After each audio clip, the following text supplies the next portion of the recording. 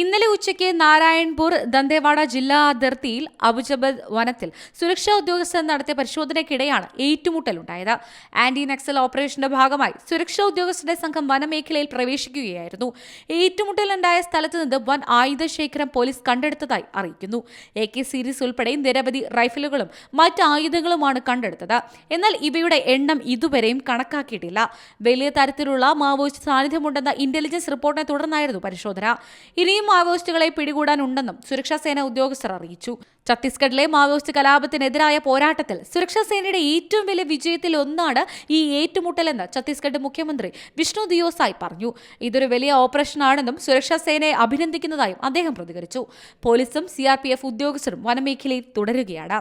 News desk C Malayalam news. പുതിയ വാർത്തകളും വിശേഷങ്ങളും ഇനി വിരൽ തുമ്പിൽ. എല്ലാ ഡിജിറ്റൽ പ്ലാറ്റ്ഫോമുകളിലും ഇപ്പോൾ സി മലയാളം ന്യൂസ് ലഭ്യം.